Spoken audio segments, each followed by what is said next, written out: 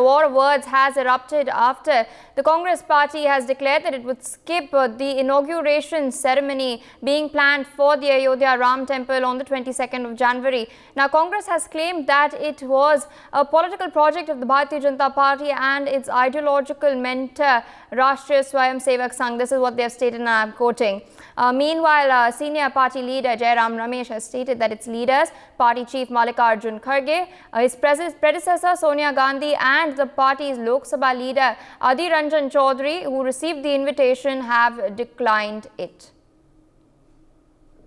Meanwhile, several political reactions have been pouring in. Let's listen into all of them. बेचारे जाएं भी तो कहां जाएं, वो अपने रेटोरिक में फंस रहे हैं। उन्होंने कहा है कि सर ये जो इवेंट है ये बीजेपी और आरएसएस कब्जे। अरे छोड़े यार, जो वो कह रहे हैं उनको कहने दो यार, सीरियसली क्यों लेते हो उनके बात? वो खुद पछताएंगे अगर नहीं जाएंगे। छोड़ो यार। राम मंदिर बन रहा है हमारे लोगों के चंदे से, हम लोगों ने सबने चंदा दिया है और हमारी ये घोर आपत्ति है कि अपमानित किया जा रहा है हमारे शंकराचार्य जी, हमारे रामनंदी संप्रदाय को अपमानित किया जा रहा है। विश्व हिंदू परिषद ने कौन सा ठेका ले लिया धर्म का? उनका क्या अधिकार है इस राम मंदिर पर? ये हम लोगों का पैसा है, हम लोगों का चंदा है। और नरसिम्हा राव जी ने रामालय न्यास बनाया था, चारों शंकराचार्य जी और रामानंदी संप्रदाय के प्रमुख रामनेशाचार्य जी स्वामी जी, इनका रामालय ट्रस्ट बनाया जो आज भी कायम है।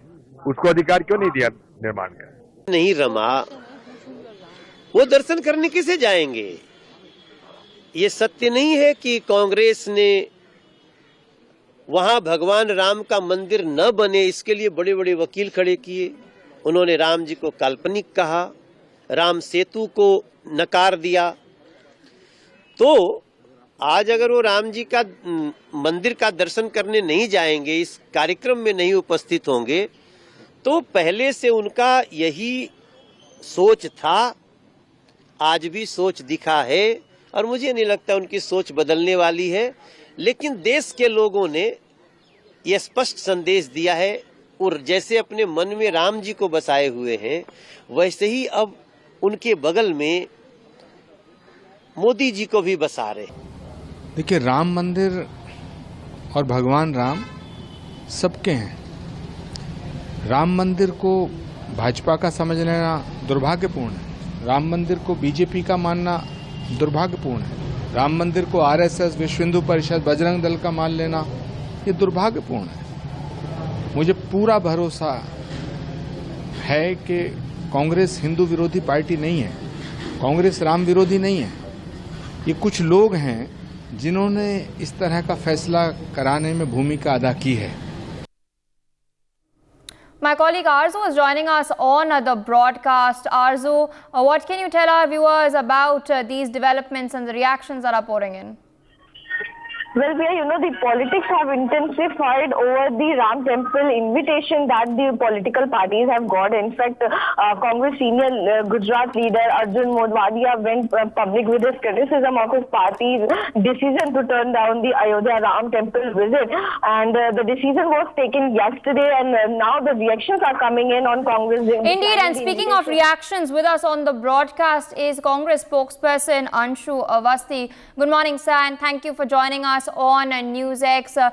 We are of course talking about the Congress party having formally declined the invitation extended to attend the consecration ceremony of the Ram Mandir in Ayodhya. Meanwhile, the Bharatiya Janata Party has in fact hit out at the Congress for this. In fact, Manoj Tiwari in particular has stated that the Congress had propped up lawyers and tried to stop the construction of this temple. Meanwhile, of course, your party has maintained that this is BJP's political project. This is what your party has stated while it had declined the invitation. What is your response to Bharatiya Janata Party leaders who are now hitting out at the Congress? Bhajpa political party है, कांग्रेस भी political party है और कोई भी political party जब कोई hit करती है या स्टेटमेंट देती है तो ऑब्वियसली स्वाभाविक है कि वो पॉलिटिकल ही होगा।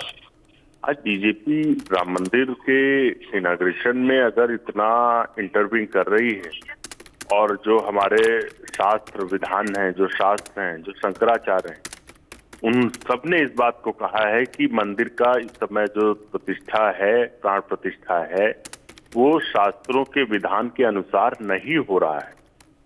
तो अब आप मुझे बताइए, कांग्रेस पार्टी एक पॉलिटिकल पार्टी है, बीजेपी पॉलिटिकल पार्टी है, उन्हें ज्यादा जानकारी है शास्त्र की या देश के जो शंकराचार्य हैं उन्हें ज्यादा जानकारी?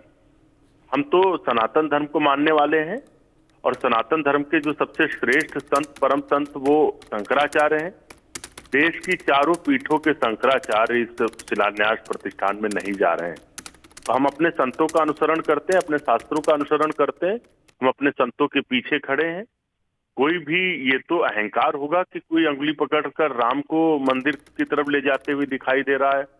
अभी बीजेपी के नेता बताते हैं कि सीता माँ टेस्ट बेबी थी, कभी उत्तर प्रदेश के मुख्यमंत्री श्री योगी आदित्यनाथ जी बताते हैं कि हनुमान जी दलित थे। तो ये अहंकार तो उन लोगों को है जो भगवान की जाति बताते, भगवान कैसे पैदा हुए उनके बारे में बताते, भगवान को अंगुली पकड़े दिखाते हैं। हम अपने संतों का अनुसरण करते हैं, शास्त्र विधान के अनुसार नहीं हो रहा है। मुझे आप बताइए, माननीय उच्चतम न्यायालय ने ट्रस्ट का गठन किया, भाजपा ने, सरकार ने अपने नेताओं को उसमें घुसेड़ दिया, सब आरएसएस, बीएसपी और बीजेपी के नेता उसमें हैं। 3 तल में मंदिर का निर्माण पूर्ण हो रहा है, तो अधूरे निर्माण कार्य की आखिर इतनी शीघ्रता क्यों है? यानी कि आप बीजेपी अपना पॉलिटिकल एजेंडा उसमें सेट कर रही है। भगवान राम में बीजेपी को अपनी राजनीति दिखती है, तो माफ करिए, हम उस गंदी राजनीति का हिस्सा नहीं है। हमारी आस्था भगवान राम के प्रति है, रहेगी, हमारे पूर्वजों की थी, हमारे आने वाली संतानों की रहेगी। लेकिन हम इस तरीके से भगवान राम को अपना राजनीतिक इस्तेमाल करने के लिए कभी नहीं सोचते हैं, न सोचेंगे। जिसको भी जो सोचना है सोचे, लेकिन इस बात को जरूर सोचे कि जो 3 तल का निर्माण पूर्ण होना था, आखिर आधे अधूरे निर्माण में इतनी जल्दी, इतनी शीघ्रता क्यों है? ये देश के शंकराचार्यों के सवाल हैं, ये हमारे सवाल है, देश के आम आदमी के सवाल। For more such videos, subscribe to the NewsX YouTube channel, hit the bell icon.